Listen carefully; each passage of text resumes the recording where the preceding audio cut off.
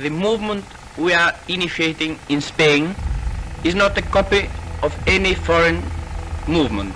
It has learned from fascism what fascism has of the idea of unity, authority and substitution of the struggles among classes by the idea of cooperation.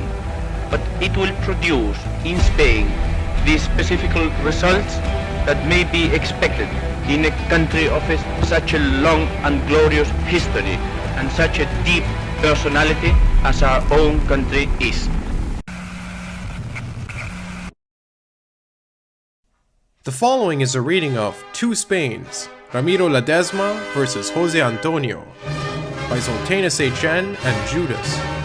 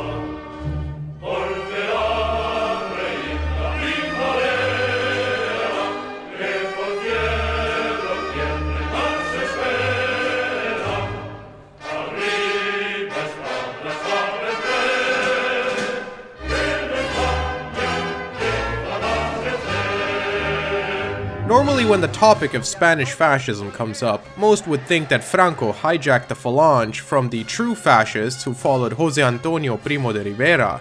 But this gets far more complicated when we look under the surface of the Falange, especially in the relations of its own leadership.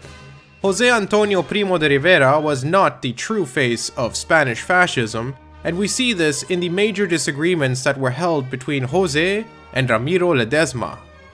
One such case of this is that José had a more guild socialist point of view and did not have a fascist one regarding the economy. José even famously referred to Italian fascism's corporate state as a windbagger and claimed it wasn't a true corporate system.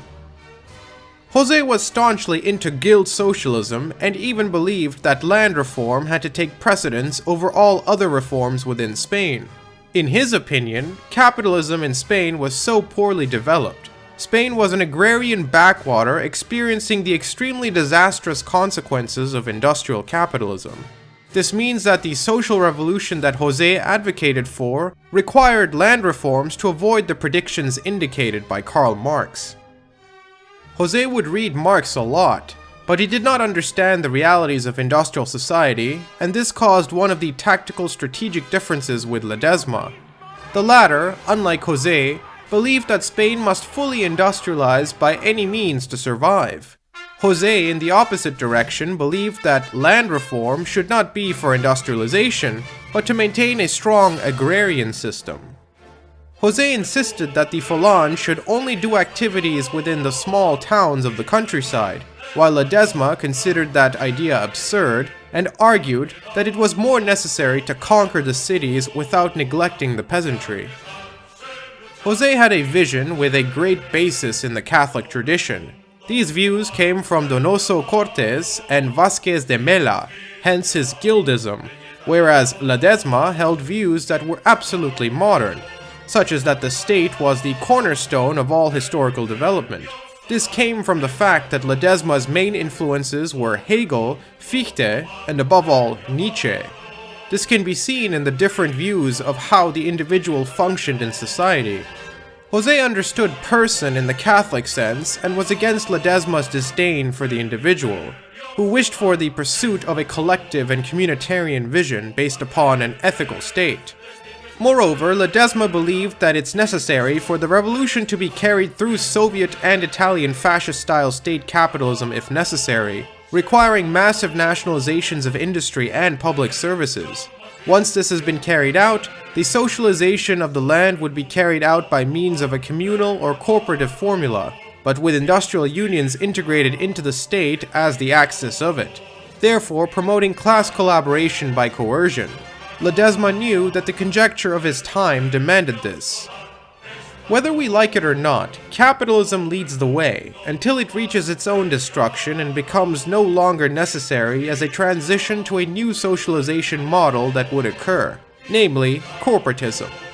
While on the other hand, José wanted, not to go back, but to paralyze a process that is, as history shows, unavoidable. Capital accumulation, a law in which José believed and after reading Marx, does not stop through guild formulas but through the state, assuming this function to later proceed to a socialization of said means either by unions and cooperatives or the state itself. It does not have to suppress small property, since no matter how much accumulation there is, it will always exist. Ledesma heavily disliked the monarchy and aristocrats in general. This would lead him to not only have all kinds of arguments with José, but even caused him to dislike other so-called fascist movements.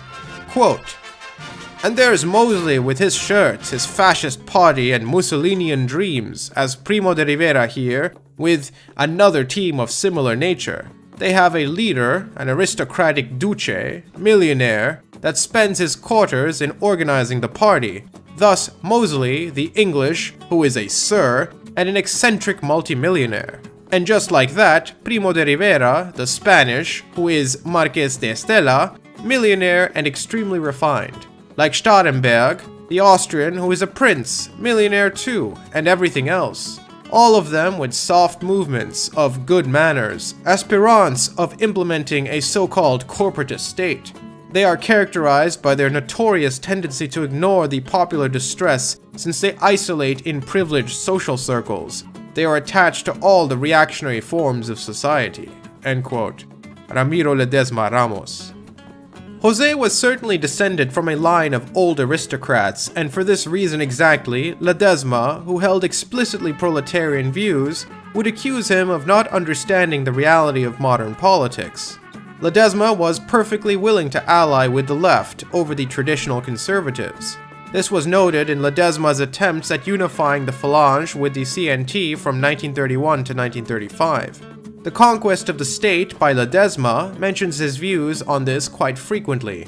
The efforts of Ledesma would principally aim to win over as many Marxists and anarchist militants to the national idea as possible. He was obsessed with the nationalization of the syndicalist masses. The success of his apostolate is testified by names such as Santiago Montera Diaz, Manuel Mateo, Alvarez de Sotomayor, Francisco Bravo, Sinforiano Moldes, and Emilio Guiterres Palmas, all former communists or CNT members.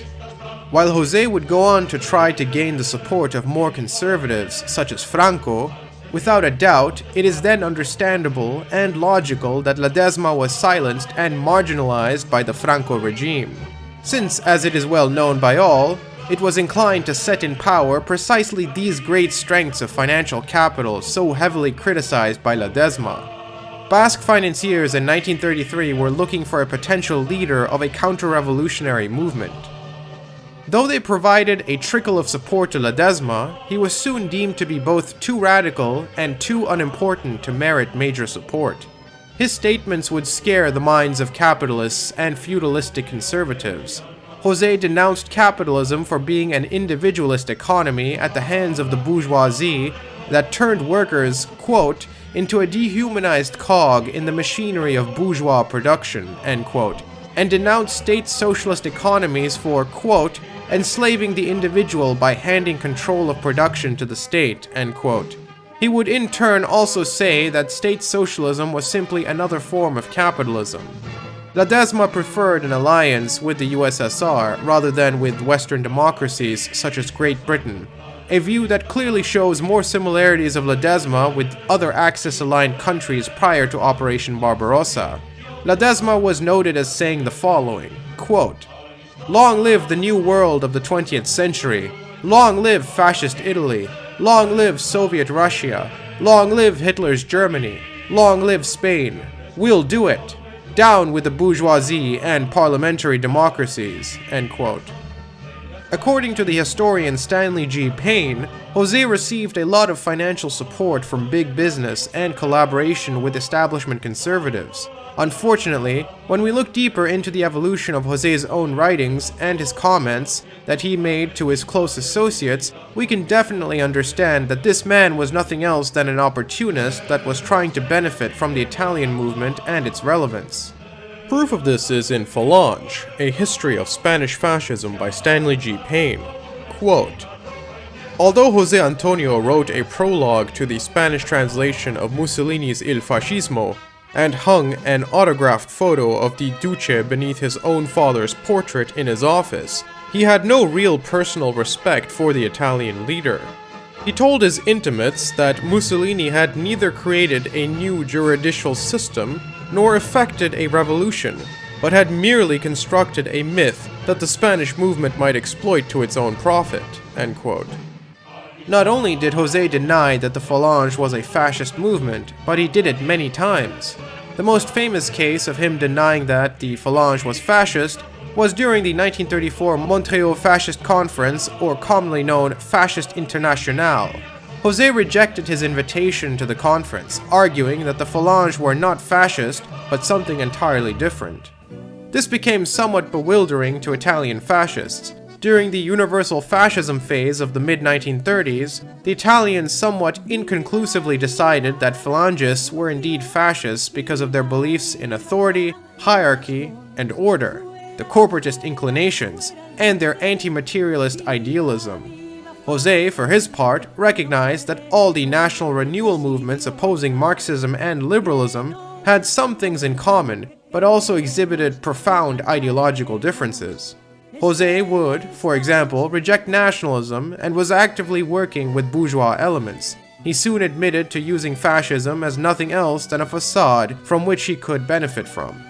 A History of Spanish Fascism shows again, quote, "In a big meeting of Salamanca on February the 10th, 1935, and again before Madrid's Círculo Mercantil on April the 19th of 1935, he stressed that National Syndicalism did not propose a socialized economy, but only a certain amount of state socialism for vitally needed reforms.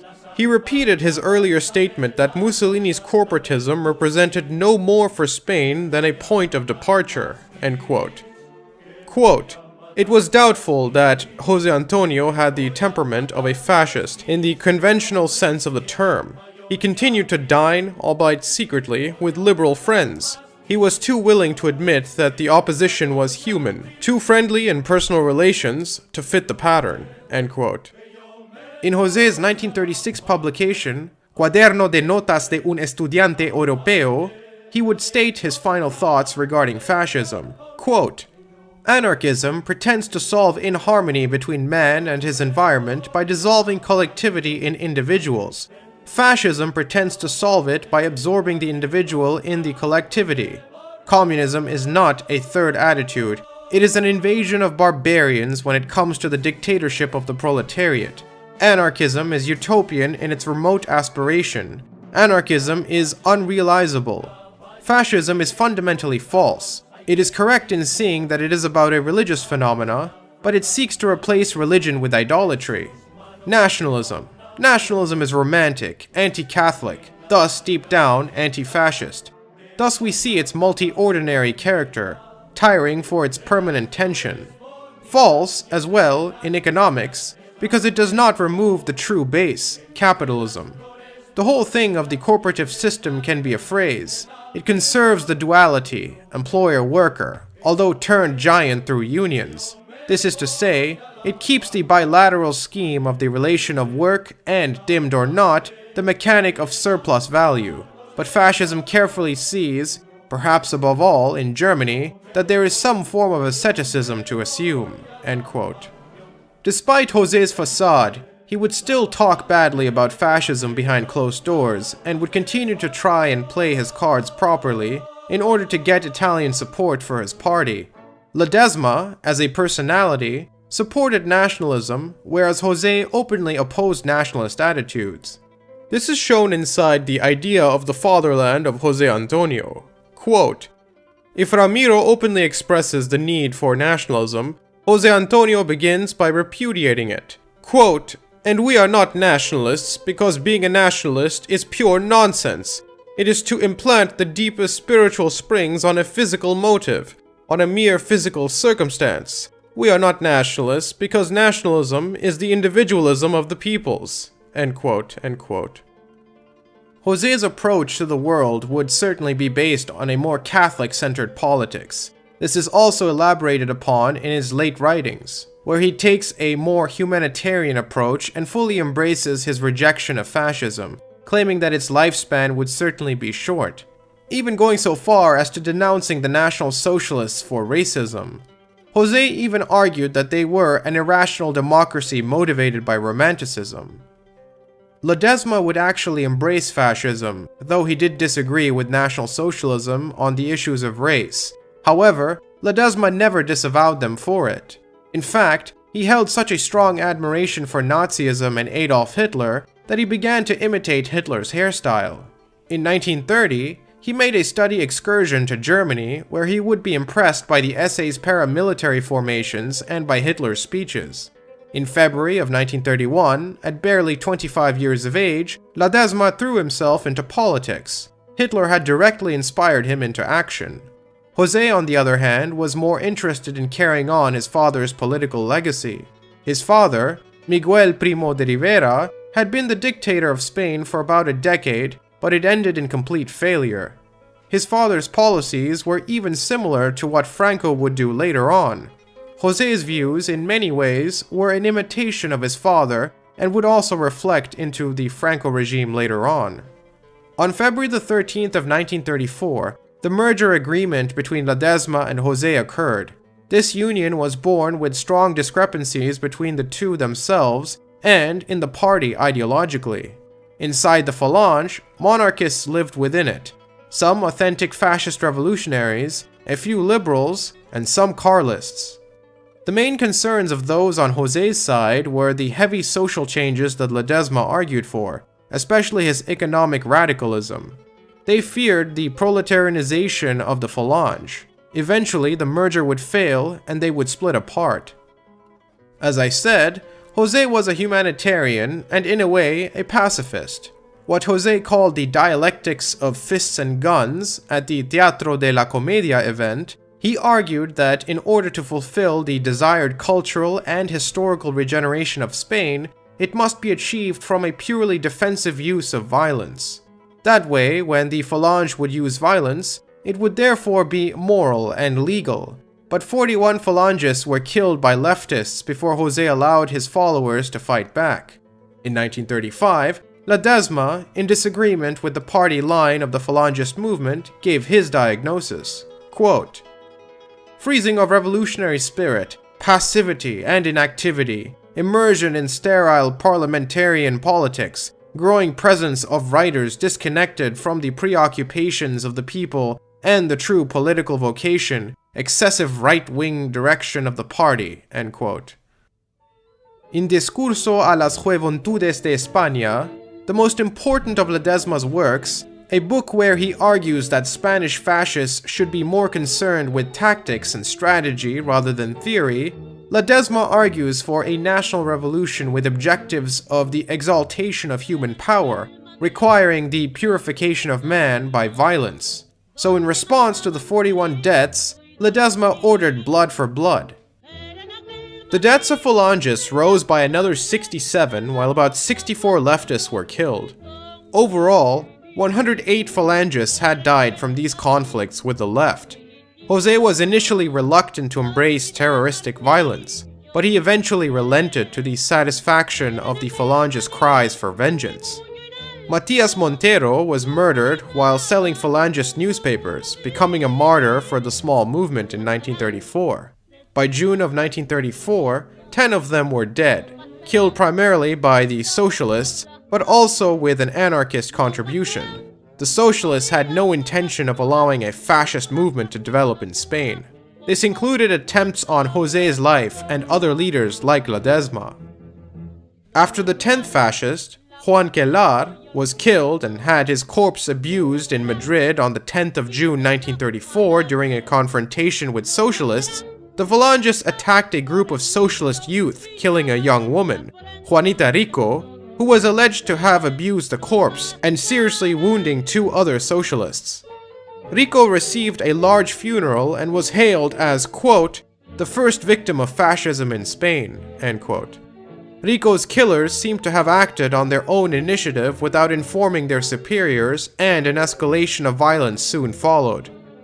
José Antonio had to put his foot down to prevent some Falangists from assassinating Indalecio Prieto and from blowing up the socialist headquarters in Madrid. In early 1935, José would use this as a reason to expel Ledesma from the Falange. José considered abandoning the project of Falangism several times, but could not escape the commitment imposed by the deaths and sacrifices of other members in the movement. He was probably the most repelled by the brutality and violence associated with the fascist enterprise. José stopped using the term fascist before the end of 1934, and the term totalitarian disappeared by the end of 1935. He would occasionally refer to rightist conspirators who would use violence as fascist windbags.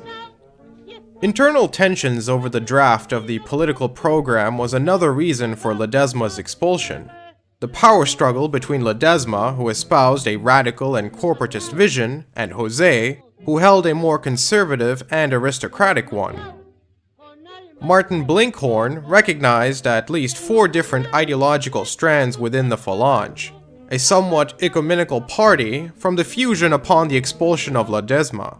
Conservatism was espoused by monarchists such as Francisco Moreno Herrera and the Marquis de Leseda, the political Catholicism of Onismo Redondo, the anti-clerical National Syndicalism of Ledesma, and the distinctively elitist aristocratic ideas of José.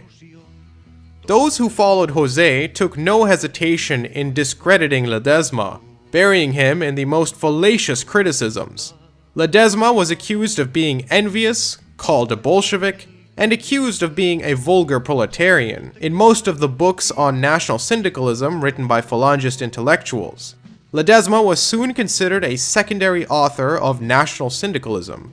José even sent some of his blue shirts to attack Ledesma's breakaway. Fernández Cuesta is one of the main culprits of this, who later became the main lackey of the Franco-controlled Falange. Ledesma fanatically and uncompromisingly believed that the banks must be nationalized to prevent parasitic speculative piracy, usury, and the accumulation of large landed estates. This was one of the few issues where they both agreed. Other than that, they were diametrically opposed to each other. The Falangist program was heavily influenced by Catholicism, but the party desired a separation between church and state. The Falange had no intention of forcing Catholicism upon millions of Spanish non-believers. This came from the influence of Ledesma when he was in the party. José was against it, but allowed it. Then, in November of 1934, the Marquis de Leseda, a financial backer of the party, left the Falange over disagreements with party proposals in regards to state-church relations, which he deemed, quote, frankly heretical, end quote. His departure left the party without its main income and propaganda apparatus. The Catholic Church even threatened the leadership over its stance on clericalism. José considered the Jewish question to be purely a religious problem, thinking it was only a slight issue overlapping into Masonry. He personally didn't consider it a relevant issue. Ledesma considered the Jews as the animators of communism and liberal capitalism. The Falangist daily newspaper, Arriba, under Franco, built off both views and claimed that, quote, the Judeo-Masonic International is creator of 2 great evils that have afflicted humanity, capitalism and Marxism, end quote. Ledesma also argued that after the First World War, it had become clear that the independence and autonomy of small spaces or regions would now be doomed to failure, and only in large geopolitical spaces could they articulate an alternative. This is why Ledesma advocated for a strong state, while José, who also argued for a federal state similarly, but with slightly more regionalistic autonomy that respected the different cultures within Spain and maintained the landed estates. José believed that this was the best way to leave Spain unalterable, effectively meaning that this would kill any hopes of mass industrialization and modernization within Spanish society. Conclusions. As a means to show even more differentiation between both Ledesma and José, I'll highlight them here. Besides being against both liberalism and Marxism, José and Ledesma agreed on only a few things. On the question of banks and concepts such as Hispanidad, they were in full agreement. The question of land reform for both on the surface appears to be similar, but they diverge greatly in reality. Ledesma wanted a modern and industrialized Spain, while José wanted an agrarian Spain that had an extremely castrated industrial sector. This again becomes a question of fascist corporatism in conflict with Guild Socialism, or distributionism. Moreover, Ledesma wanted all aristocratic privileges abolished, not just the king after the republic was established. José wished to maintain the privilege of aristocracy without the king being restored. In essence, both are third position, but only Ledesma can truly be called a fascist, and José is more properly understood as a Catholic conservative for this reason. Due to these various reasons, many Spanish fascists eventually rejected the figure of José Antonio Primo de Rivera as they do Franco. His initial facade as a fascist leader falls apart once one gets to know the man behind his ideas and actual thoughts. José in this regard soon looks not too dissimilar to Otto Strasser or Engelbert Dollfuss. Ramiro Ledesma Ramos was killed like José Antonio Primo de Rivera by Republican Spain. Both were sentenced to death. Before his death, José experienced a political revelation. He offered to attempt a broker peace deal with Franco and the Republicans through the appointment of a new compromise government, which in practice meant a government composed of various political figures the Falange found amenable, but he was rebuffed by Franco. José after this would call Franco a chicken, feeling betrayed. The news of José's death was received with pleasure by Franco. He was glad to be rid of a potential rival for dominance. Yet Franco also exhibited ruthless cunningness and refused to acknowledge José's death, thereby establishing the cult of El Ausente, the absent one. By the time proof of his death was undeniable, Primo de Rivera had become the primary martyr of Francoism. To commemorate his supposed sacrifices for the ideals of Franco's new dictatorship, cries of José Antonio presente were mandatory at all public rallies, meetings, and even schools. In this manner, his memory was co-opted by Franco from the moment of his death. Core Falanges, the camisas viejas, or old shirts, played only a small role in the new Franco state, and held only a small minority of positions in the new system. They did not even control the administration of the new state party, the Falange Española Tradicionalista. The new leader of the Falange was appointed by Franco, Fernández Cuesta, who declared that National Syndicalism was fully compatible with capitalism in October of 1937. The unthinkable had happened. José had his death twisted and his ideas crushed by Franco. In the post-Franco era, the admirers of José have made much support for his humanism, his opposition to total dictatorship, his stress on the individual personality, and, quote, man as the bearer of eternal values, end quote, and his Catholicism. Many for this reason have turned away from Franco themselves. Ledesma had his dreams and aspirations die with him, as he had soon faded into complete oblivion after his death. He was covered up by Franco's government, while José Antonio Primo de Rivera was promoted as a martyr. José himself, as did Ledesma, had both visions crushed by Franco. Ledesma's views, including his contributions to fascism, were completely forgotten about. He was seen with suspicion by the highly influential Roman Catholic Church, which had threatened to censor his works through the Index Liborium Prohibitorum. A sad monolith, simple and poor, opened 25 years after his death. It reads, quote, La Falange de Ramiro Ledesma Ramos Zamora, 23rd of May 1905 to 29th of October 1936, end quote. This was a tribute to him without a doubt, but this had erased him from Spain. It was proof that the right wing would celebrate exaltations for Ledesma's anti-communism and patriotism, but these same elements turned on him as they did José, for the socialistic and proletarian proclamations. Ledesma stood against reactionary bourgeois nationalism for a socialism of proletarian nations. Ledesma's writings, his journalistic articles, and his complete works were never published nor translated. But in a way, this was a blessing, as he never wanted his work to be understood by anyone from the Anglo-American world. So in a way, poetic, yet extremely tragic. This assertion of mine will anger the purists of the Falange, but the truth is that without Ledesma, National Syndicalism, or Spanish Fascism, would not exist, and that is the truth. José helped give shape to National Syndicalism, but without the settlement and foundation of Ledesma, the Falange would have been no more than a conservative organization. Franco's supporters were united in the common cause of defeating the Republic. But as to what to replace it with, there was much dispute.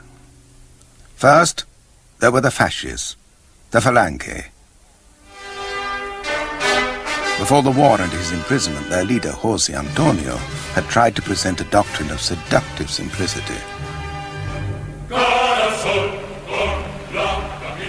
Tenemos una fe resuelta de que están vivas todas las fuentes genuinas de España. España ha venido a menos por una triple división. Por la división engendrada por los separatismos locales, por la división engendrada entre los partidos y por la división engendrada por la lucha de clases. Cuando España encuentre una empresa colectiva que supere todas esas diferencias, España volverá a ser grande como en sus mejores tiempos.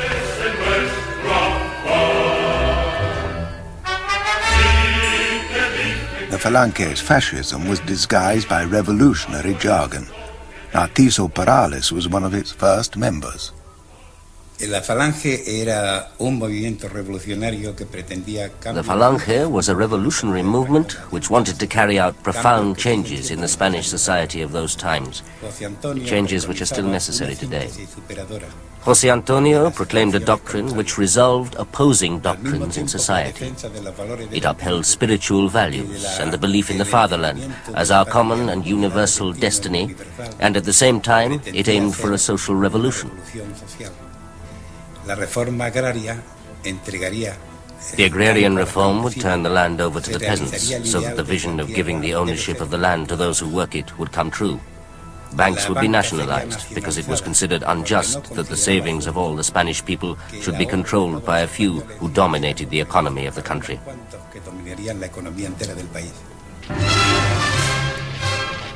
The Falange's leadership was predominantly middle class or aristocratic young men, but the movement was designed to appeal to working class sentiments, albeit staunchly anti-Marxist. Raimundo Fernández Cuesta later became Secretary General of the Falange. We discussed whether we should wear any distinctive clothing. José Antonio said we should wear a blue shirt. It's the same color as the proletariat's overalls. And it was the same for the flag. It was black and red because that was the flag of the anarchist trade unions. We wanted ours to be similar. The same with the word comrade, traditionally used by the communists. José Antonio said, I don't see why we shouldn't claim it ourselves. Give the word comrade a different meaning. In spite of its pretensions, the Falange never became a mass fascist party with large working-class membership. Unlike what had happened in Germany and Italy, fascism had not taken root in Spain before the war. For one thing, the economic conditions were very different. Spain was still economically in the 19th century. The groups that might have been attracted by fascism were either satisfied by conventional politics or just non-existent. There was no large petty bourgeoisie scarred by recession or defeat in a world war. The middle class was reassured that the dominant presence of the army would protect them from revolution, and the working classes suffered no disappointment that might provoke them to find an alternative to Marxist, socialist, or anarchist ideals. In 1936, however, after the February elections when democracy disintegrated into political violence, conservative youth had begun to defect to the radical alternative, and once the war began, people flocked to the Falange. It was a demonstration of allegiance to the nationalist cause, and moreover, with a purge of working-class organizations, it became a safe haven for anybody whose background was suspiciously leftist. The blue shirt became known as a salvavidas, a life jacket.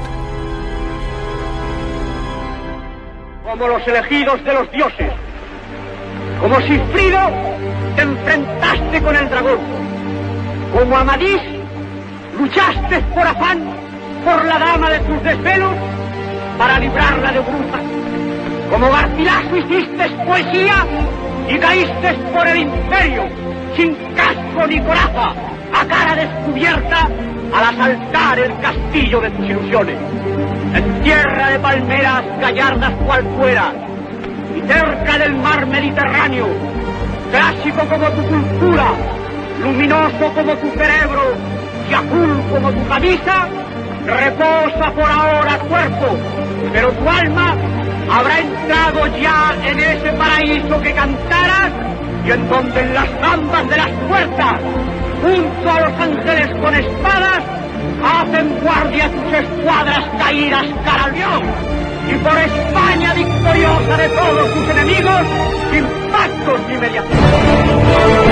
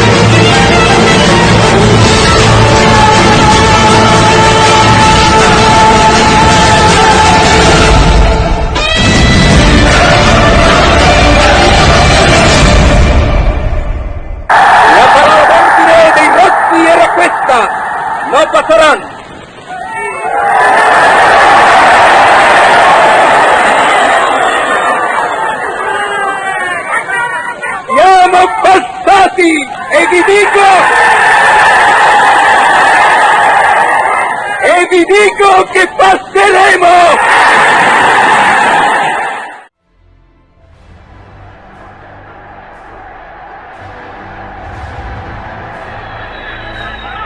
Scendiamo in campo